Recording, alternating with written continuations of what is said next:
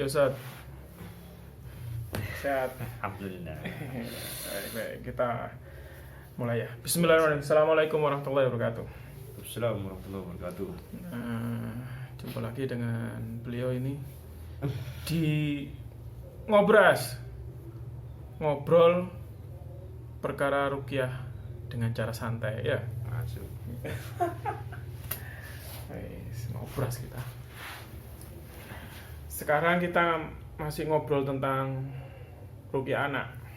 Iya. Kan banyak yang bertanya tentang kenapa anak saya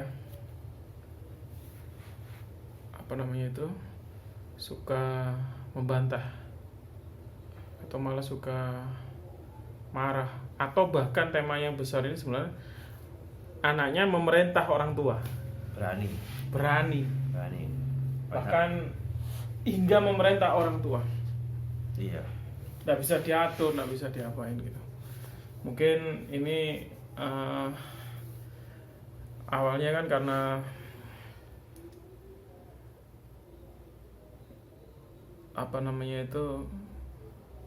kemarin kedatangan seorang dari Nganjuk itu kan. Iya. Dari Nganjuk dengan tema ini. Kita nggak perlu sebut nama, kita nggak perlu sebut, cuman kita ambil pelajaran dari sini. Iya. Ya. Karena untuk kasus berani kepada orang tua itu kan luar biasa ya. Istimewa. Maksudnya itu luar biasanya itu harus ada perhatian khusus itu. Jadi dari kecil itu kan sudah berani, kan sudah sesuatu itu baru kecil itu, apalagi udah gede. Oh, kemarin usia berapa beliau? Yaitu 5 tahun kayaknya. Wih, Masih 5 tahun. Iya. Jadi ya memang ya apa ya, kalau masalah anak ini, kalau saya simpulkan ya, jadi anak itu sesungguhnya seperti kertas putih lah. Kalau iya. Kalau saya bahasakan kertas putih polos ya, seperti kertas putih lah. Nggak ada garis-garisnya, nggak ada. Belum ada apapun lah ya. Belum ada apa-apa, nanti polos putih begitu. Ya. Terus, nah ini nanti anaknya akan jadi seperti apakah dari orang tua? Karena yang berinteraksi pertama orang tua di situ. Setiap harinya, terutama ibu di sini. ibu ya. Nanti kalau ibunya solehah lah ya, dalam arti seperti itu, insya Allah anaknya nanti baik nanti seperti itu. Kalau ibunya ya mohon maaf ya, seperti ya dia itu sudah melakukan pelanggaran agama, nanti anaknya juga akan ngarah ke situ. Nah, kenapa saya tekankan ibu? Karena kita nyontoh kepada kisah-kisah dulu ya, seperti Nabi Isa ya, terlahir dari ibu kan, Maryam kan, yang itu yang solehnya luar biasa gitu loh. Tidak tersentuh laki-laki. Tidak tersentuh, tapi jadi anak seperti itu, anaknya Nabi. Ya. Contoh saja kan seperti itu. Jadi artinya ibu ini sangat berperan di situ. Jadi ya memang bapak berperan, cuman terutama di ibu ini, karena yang selalu interaksi mulai dari kandungan, 9 bulan lebih ya, terus habis itu sampai menyusui ya kan, terus sampai mungkin dari merangkak, terus belajar berdiri, berjalan, semuanya ini interaksi terbanyak adalah ibu. Karena bapak kerja. Bapak rata-rata kerja lah, mencari nafkah begitu kan. Jadi interaksi terbanyak pasti ke ibu. Nah, kalau di sini ya ibu ini dalam tanda kutip mungkin nggak bener lah. Nggak bener lah. Pasti nanti akan terlahir anak yang nggak bener. Jadi nanti arahnya, nanti kertas yang kosong putih tadi itu tertulis dengan nggak bener gitu. Nanti itu akan mengarahkan anak secara tidak langsung menjadi yang nggak bener juga. Jadi yang pertama ini memang ibu sangat berperan sekali di sini. Nanti sebelum kita masuk ke kasus ya, ini kesimpulan saya pribadi dengan bagaimana mensikapi anak kita ya. Jadi jangan kalau saya bahasakan jangan egois, langsung anaknya salah, enggak. Jadi ibu di sini sangat berperan sekali. Itu yang pertama. Yang kedua, kalau masalah anak yang suka bantah bahkan berani sama orang tua, bahkan mengatur orang tua, itu yang kedua ada peran keluarga di situ. Keluarga.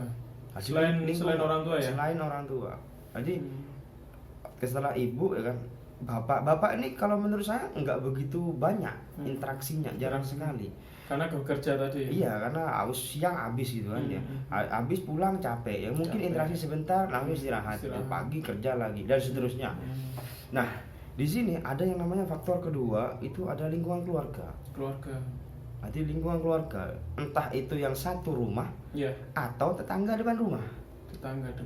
Atau samping rumah lah. Yang penting dekat rumah. Jadi lingkup itu juga sangat berpengaruh. Sangat membentuk nanti itu. Bisa itu mengarahkan nanti ke sifat dan karakter dia. Dan di situ juga setelah itu keluarga ini, jadi pasti nanti seperti apa ya nanti kondisional gitu kan. Cuman di sini pasti sangat berperan. Seperti ngapunten, ya tanah enggak gitu. Apakah itu mbah? Mbah kakek atau nenek gitu kan, atau mungkin yangkung atau nanti Pak D, Bude atau Om, Tante ya. Ini juga sangat berperan sekali ya, untuk mencetak anak yang mengarah ke baik gitu loh. Atau nanti menjadi anak yang pembantah. Ini sangat berpengaruh sekali. Jadi lingkungan di situ. Dan yang ketiga adalah lawan main. Interaksi dengan sesama berarti. Interaksi sesama, mungkin sesama anak kecil. Ini lawan main kalau saya bahasakan. Jadi ini juga sangat berpengaruh. Kalau nanti lawan mainnya dengan dengan anak-anak yang memang mohon maaf ya. Nanti contohnya anak perempuan kita punya.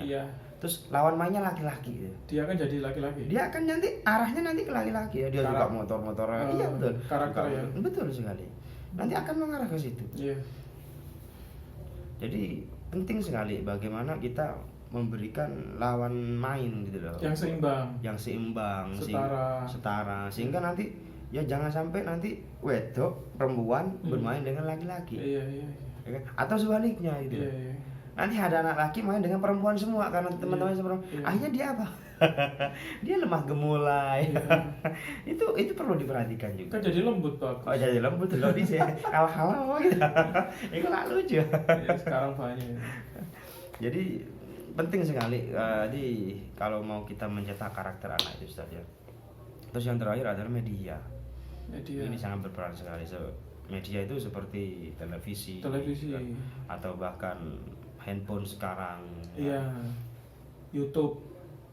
Ya pokok media sudah. Di media sosial atau media yang yang bisa dilihat oleh mereka itu. Karena sekarang kan kita ketahui anak-anak kecil malah cenderung banyak melihat video-video itu.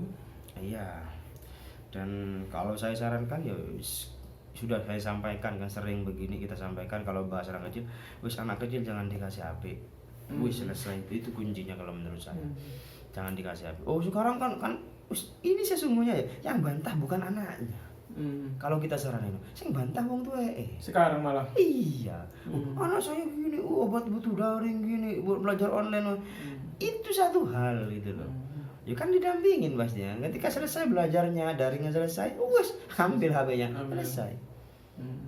Kayak antum didik anak antum kan gak wani nyekel HP. Gak berani. HP saya gini, gak usah berani sentuh sudah. Ya jangan kan gitu, mindahin saja nggak berani. Karena memang saya nggak boleh, masih kecil nggak boleh main HP gitu. Apakah nggak boleh total? Boleh lah, kalau memang dibutuhkan boleh, nggak masalah. Untuk sekolah, untuk pendidikan. Untuk selesai itu nggak perlu lah menurut saya. Nggak perlu loh. Kalau masa-masa kita kecil kan dulinan. Pate lele, kopak sodor. Kan sehat ya. Terus loncat tali. Sekarang kan enggak. Badannya enggak gerak. Otaknya yang gerak. Dipikirnya jadi pinter. Enggak, badan. Jadi itu. Jadi kalau seharusnya jangan seperti itu. jangan dikasih media-media.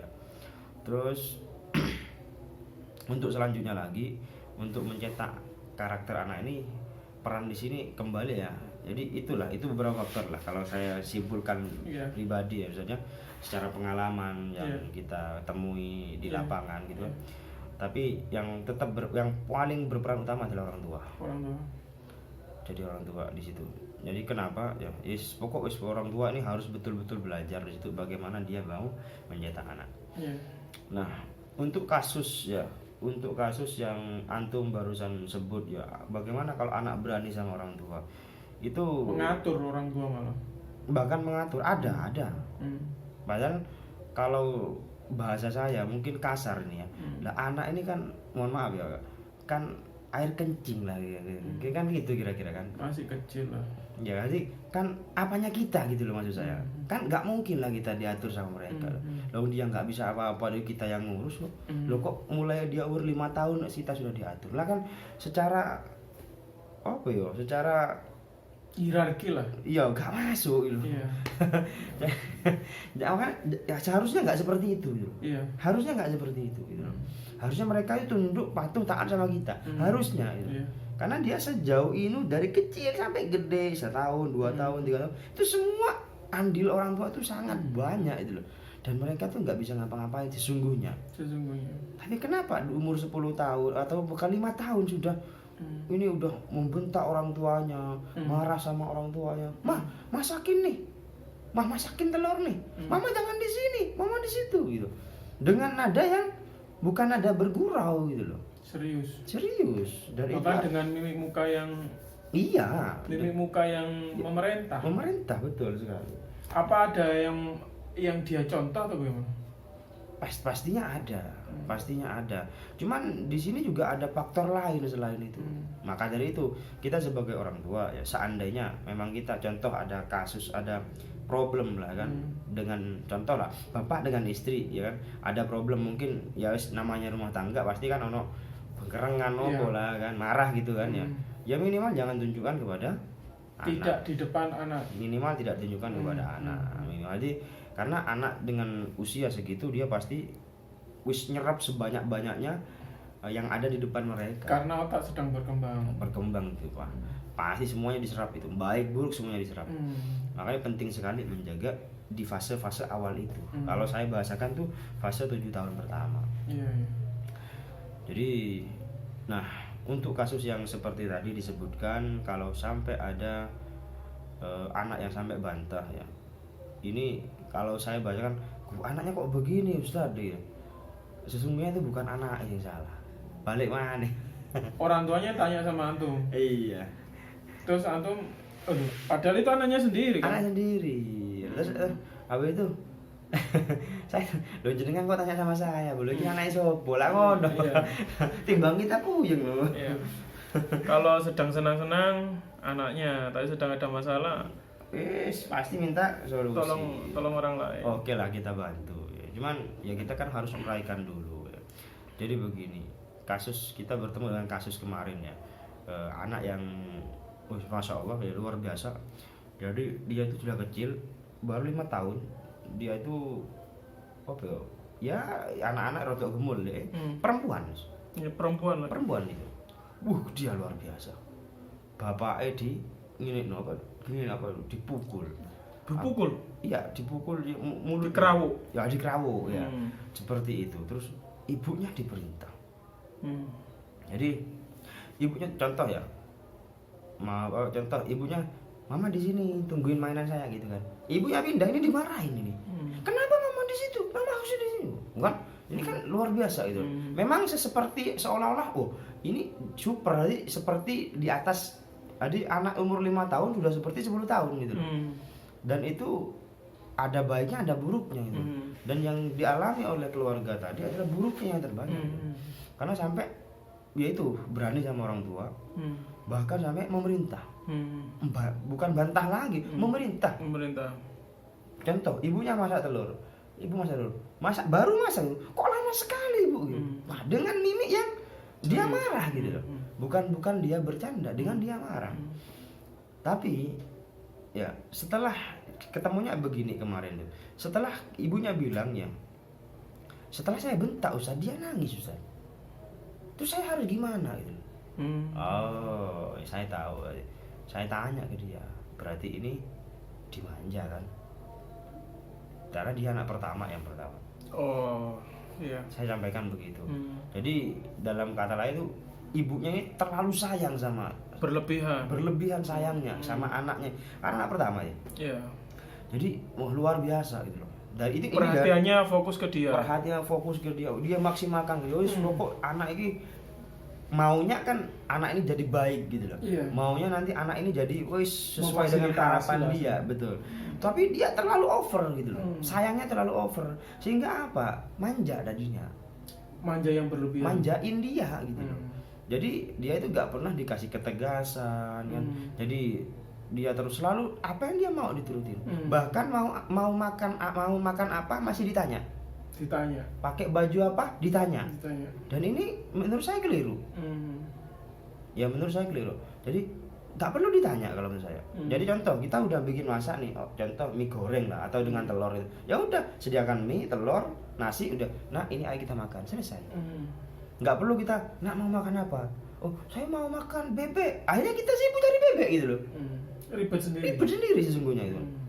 Jadi kalau misalnya nggak perlu ditawar gitu, nggak ditawarin gitu, nggak perlu. Apa karena berlebihan? Ya secara ekonomi? Atau karena kita dulu nggak mampu secara ekonomi orang tua gitu? Bisa jadi seperti itu. Sehingga akhirnya ya nggak ada fase menawari, tidak ada fase mengajak ke menu-menu tertentu. Ya panganan itu kan. Iya. Jadi itu di lain itu ya, kalau itu oke lah, itu satu hal lah, entah ekonomi mampu atau nggak mampu itu oke satu hal lah. Cuman kita masuk di sini anggaplah kita mampu gitu loh. Tetap jangan ditawarin. Jangan ditawari, ini untuk edukasi dia. Mau baju apa? Mau ya sudah pakai baju gitu loh. Contoh udah mandi, oh ya ini ayah pakai baju ini, selesai sudah. Jadi jangan dibiasakan dia itu mau baju apa. Ya kalau ada bajunya yang dipilih, saya minta baju yang apa, contoh baju Superman contoh lah kan. Ya kan nanti kita bingung sendiri, harus beli dulu dan sebagainya. Nggak pakai baju itu kita nangis, ya lucu. Jadi jangan biasakan untuk nawarin. Anak-anak itu harus kita yang ngarahin gitu loh. Kita yang mengarahkan. Mangano iki ngadus, mandi, baju ini kita dengan pertimbangan sesuai dengan umurnya, usianya, kebutuhannya kan betul begitu. Sekali. Jadi jangan dibiasa bertanya kepada dia kalau salah. Dan di sini masuk dalam konteks juga jangan sampai manjain dia gitu. Manja. Kalau memang contoh mau beliin mainan, ya udah beliin mainan saja. Gak usah terlalu ditawarin ini itu, nggak perlu menurut saya. Seperti itu. Jadi ini sangat penting sekali. Itu yang pertama dari orang tuanya, terlalu manjain, sayangnya berlebihan. Karena dia anak pertama. Biasanya kan bapak yang sayang, karena bapaknya kan tiap hari nggak ketemu ya. Jadi ketika ketemu sama bapaknya akhirnya ya karena mungkin merasa berdosa ya selama beberapa jam sehari nggak ketemu sama anak, tapi 2 jam 3 jam itu kayak dimanjain. Bapaknya kan juga sampai ngapunten sampai bapak dikerawat itu kan. Memang kalau saya lihat bahasanya semuanya manjain. Dari dia ngomong ke anaknya itu ya itu semuanya manjain. Diikutin. Jadi dari bahasa kan kelihatan kan dia. Jadi itu dari dia ketika ngobrol di sini itu kelihatan sekali dia itu over menurut saya, terlalu berlebihan. Bukan nggak boleh sayang, enggak. Tapi dia berlebihan gitu loh. Kalimatnya harus disesuaikan. Sudah berlebihan menurut saya. Itu yang pertama. Yang kedua, ternyata anak tadi itu yang baru 5 tahun itu adalah cucu pertama dari kakek. Bukan, cucu pertama dari apa? Dari pihak suami. Jadi dari bapaknya suami itu cucu pertama. Dan itu luar biasa sayangnya itu. Oh iya, cucu pertama kan los sih. Wes los-losan wis sembah iki wis wah rusak. Maksudnya bukan rusak kumpul lembah tapi pasti dilos dengan lembah itu. Pasti ini sudah. Kadang biasanya malah anak ambek cucu mele cucu. Sayangan cucu deh karo anak. Iya, lali nek duwe anak. Lali sudah wis kan cucu wis masyaallah. Itu realita itu. Iya. Dan Setelah itu dia itu adalah cucu wanita pertama dari ibunya. Dari ibu. Waduh, jadi itu dia itu emas banget gitu loh. Emas sekali. Anak emas, anak luar biasa. Jadi dari pihak Orang orang tua manja. Manjain. Dari pihak orang tua dari pihak kakek nenek dari pihak laki-laki dari bapaknya manja. Iya, manjain juga. Dari kakek nenek pihak ibu manja. Manjain juga. Wes luar biasa. Dia itu nyampe di sini. Wah, seperti aduh saya. Nggak ada aturan. Akhlak gak ada sudah. Ke orang tuanya juga ada kok. Tapi ibunya kan lucu. Ketika saya bentak ini nangis ustaznya. Saya sampaikan, itu fitrahnya dia. Jadi fitrahnya dia seperti itu memang. Dia itu anak-anak itu. Tapi kalau kita belum bisa mengukur mana yang baik dan lain. Nggak bisa 7 tahun nih. Aduh, masih 5 tahun. Nggak bisa ngapa-ngapain masih. Paling dulin lah istilahnya. Cuman waduh, dalam konteks orang tua ini sudah bisa memerintah. Bisa marah. Karena apa? Garis besarnya adalah karena dia terlalu sayang. Terlalu sayang dan akhirnya dia manjain dia. Terus saya kasih solusi di situ. Oh ini kalau begini terus nggak mari-mari nih. Oke, saya kasih solusi. Yang pertama apa? Gawe anak mana? Oh iya. Biar ada penyeimbang. Iya, biar kasih sayangnya biar terpecah di situ. Iya. Terbelah di situ. Biar ada penyeimbang. Iya. Kayak antum ya 4 ya. Alhamdulillah. jadi saya sarankan kalau antum penyeimbangnya banyak berarti. Berarti kalau anak-anak saya nggak ketun sudah. Sudah anak-anak banyak. Karena terbiasa berbagi. Terbiasa sudah. Jadi ya sayang iya, cuman nggak terlalu berlebihan kalau saya pribadi. Jadi solusinya saya itu yang pertama. Saya bilang kepada ibunya, kepada bapaknya juga, Pak, gawe anak mana ngono. Tapi apa kata ibunya? Oh, kalau saya punya anak lagi, Pak, Ustaz, gimana saya kepada anak ini loh? Khawatir anak ini tambah nggak keurus. Salah Bu, Pak, gituin sama saya. Salah kalau jenengan begini gitu loh. Kalau jenengan begini terus, artinya jenengan nggak mau merubah anak ini. Saya sampai ketika jenengan sudah punya anak lagi, maka di situ nanti akan ada banyak kebaikan. Yang pertama, jenengan pasti sudah rasa sayangnya tadi itu sudah terpecah itu, terbelah itu lah. Pastinya nanti jenengan itu nanti tidak akan manjain dia. Tidak fokus kepada dia saja. Tidak fokus kepada dia saja. Nanti jenengan nanti akan bisa fokus ke anak ini kan, karena otomatis yang kecil kan perlu perhatian lebih gitu daripada yang gede gitu lah. Dan biasanya bisa jadi malah si anak ini juga ikut turut menyayangi si adik. Itu nanti kita arahkan ke sana. Akhirnya kan arahnya menjadikan jiwanya lebih dewasa. Lebih dewasa, tapi dewasanya baik gitu. Ya. Contoh ya. Nanti kakak nanti tungguin adiknya. Ya, gitu, betul. Mama mau masak gitu. Ya, ini kan dia kan ngajak ya. Menanamkan tanggung jawab. Terus habis itu mungkin ini barengin adiknya begini. Habis itu contoh. Itu contoh lah. Nanti itu banyak nanti kebaikannya banyak insyaallah. Makanya jangan ojo medit-medit gaya anak itu lah. Ya. Kalau punya bisa buat anak lah insyaallah ya. Oke, terus yang selanjutnya apa? Ketika kita punya anak lagi yang kedua, jadi nanti si kakak ini nanti seandainya nakal, tinggal omongin, kakak, kalau kakak nakal nanti adiknya nakal juga, mau ndak begitu? Oh iya. Dia pasti bilang nggak mau mah, ya udah, berarti kakak yang nakal, kakak ini jadi contoh buat adik. Oh iya. Begitu. Iya. Jadi secara tidak langsung pun mendidik. Secara tidak langsung mendidik. Iya. Begitu. Anak saya pun begitu, tak kasih tanggung jawab. Ini adiknya kalau nggak belajar diajarin ya, gitu nanti. Ayo ajak main adiknya. Masih naik sepeda adiknya Melayu. Iya. Lah adik gak iso numpak sepeda lho. Adik Melayu. Adiknya Melayu. Boncengan Mbak bisa. Ya wis Melayu. Lah yang penting kan dia kan seneng. Gak masalah. Iya. Karena anak umur segitu 5 tahun, 7 tahun itu mau diapakan? Masa disuruh masak? Enggak lah. Masa disuruh nyuci? Enggak mungkin lah. Minimal nanti diajarin loh, mama mau uji ya, adiknya dijaga. Kan itu kan udah edukasi dini kalau menurut saya. Dan itu akan menjadi itu nanti gitu loh. Kalau kita mau anak baik, gak iso moro-moro itu langsung dadi baik, gak bisa. Harus ada proses. Harus ada proses, harus kita rawat lah kasarnya. Ya kan seperti kita bertani gitu kan, mau punya sawah gitu, apa dibiarkan langsung bisa panen aman bagus? Enggak lah, pasti kita rawat di situ. Pun sama dengan punya anak juga sama, dirawat, dikasih tahu ini loh akhlak, ini begini, tidak boleh begini. Itu sederhana, tapi itu akan mendidik nanti anak kita menjadi karakter yang baik. Biar hasilnya baik. Biar hasilnya baik. Tapi biasanya kan gini, akhirnya bapak ibunya sudah oke lah merubah. Tapi gimana dengan kakek nenek biasanya?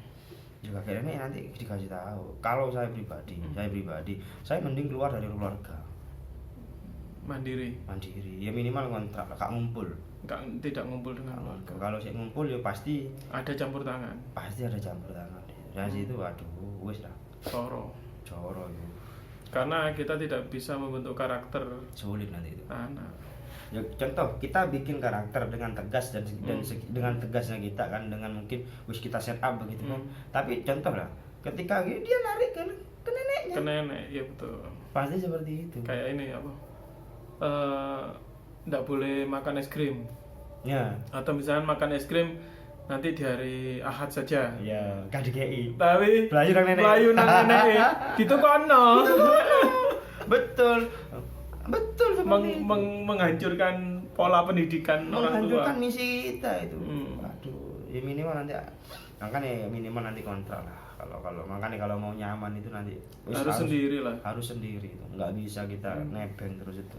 Sampai saya dulu begitu, Ustaz. Jadi dengan istri pertama itu tanda teknis ya. Iya. Dengan istri pertama kan itu kan harapan saya punya angin loh. Dengan istri pertama itu saya punya anak 2 kan ya. Jadi anak pertama ini masih anak pertama, harapan saya begini. Mungkin kalau dari niat mungkin bagus ya. Coba di kita baca bareng. Saya menikah kan, harapan saya menikah ada yang bantuin ibu saya. Ibu saya kan jualan di situ. Ya kan? Dengan saya menikah minimal nanti ada yang bantuin gitu. Ada yang barengin. Nemenin. Ya saya bekerja kan, ibu saya ada temennya untuk ngobrol begini dan sebagainya. Harapan saya begitu. Saya bertahan sampai seperti itu 3 tahun. Sampai 3 tahun atau 2,5 tahun kira-kira seperti itu. Harapan saya kan baik tuh. Baik. Tapi ternyata di situ ada salah. Jadi selama itu ya mohon maaf ya, jadi itu kesalahan saya. Jadi ya dalam satu rumah gimana kita mau, contoh sederhana, gimana kita bisa dapur 2? Nggak mungkin kan? Nggak mungkin. Mau nggak mau kan tetap dapur 1. Kan satu rumah, satu atap kita. Ya wis, selama itu kita nebeng gitu loh. Bukan nebeng sih, bersama gitu loh. Akhirnya pola pendidikan anak pun ya campur aduk. Polanya sudah campur aduk. Karena nenek punya pola sendiri. Ya betul. Antum sama istri punya pola sendiri. Betul sekali. Dan terus, itu dengan istri yang kedua sendiri. Jangan ngenteni sih.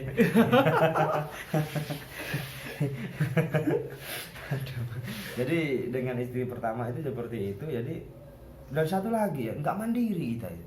Oh iya, kitanya tidak mandiri. Nggak mandiri.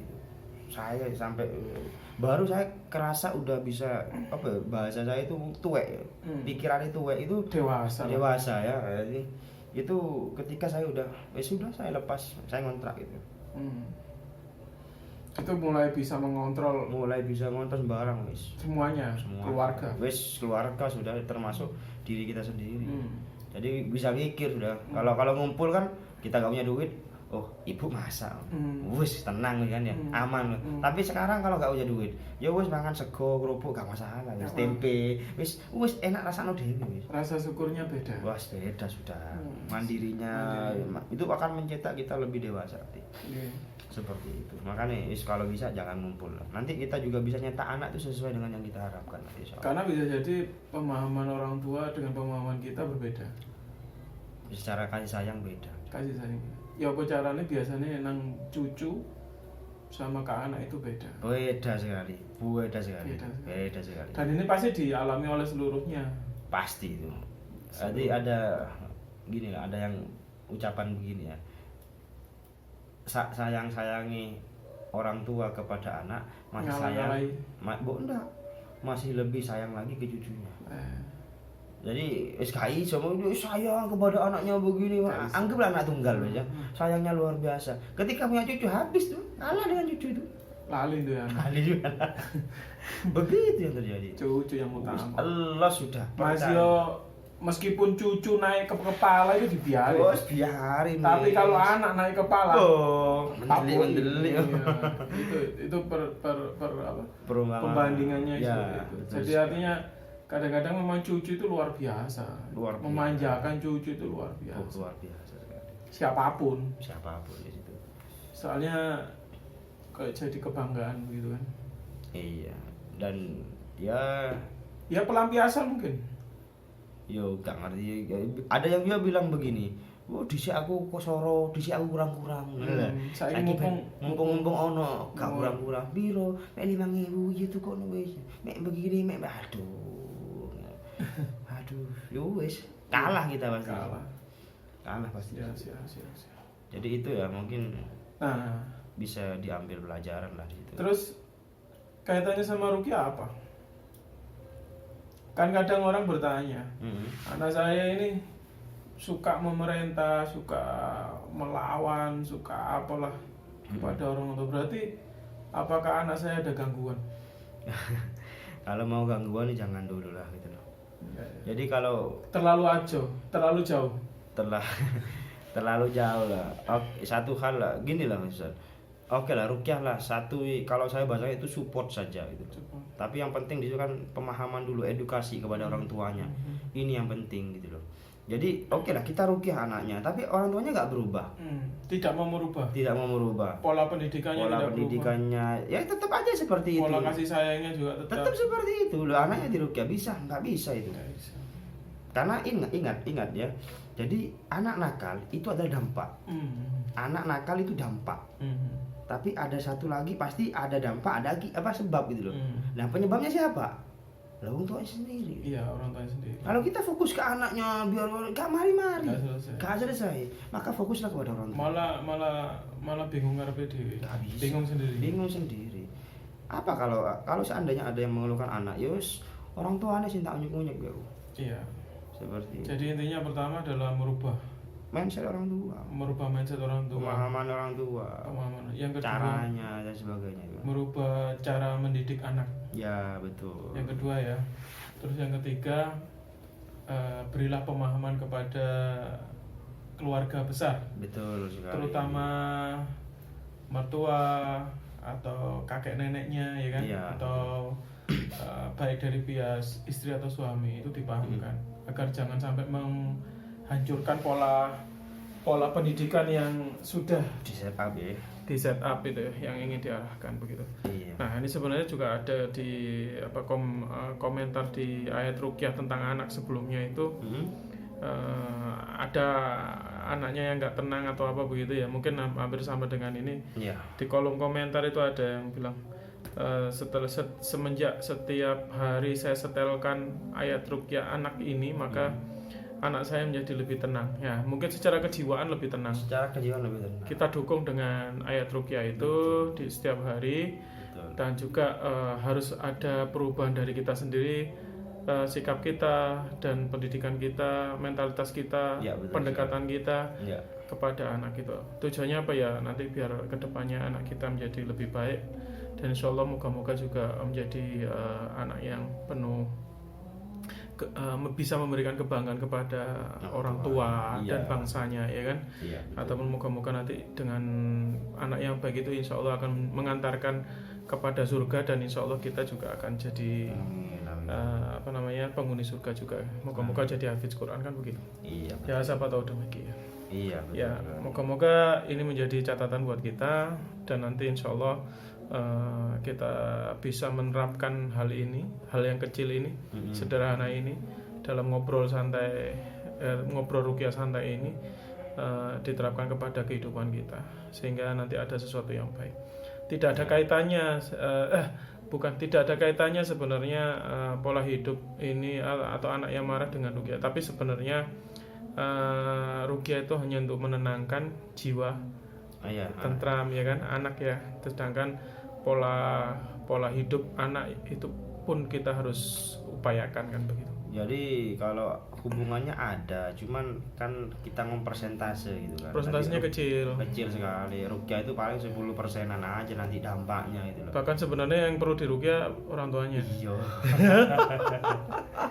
Seperti itu. Nah, ya itu saja. Semoga siap, Allah siap. berikan keberkahan buat kita semuanya. Yes, siap. Ya, kita ketemu dengan ngobrol perkara rukyah selanjutnya. Barakallahu fikum. Assalamualaikum warahmatullahi wabarakatuh. Waalaikumsalam warahmatullahi wabarakatuh.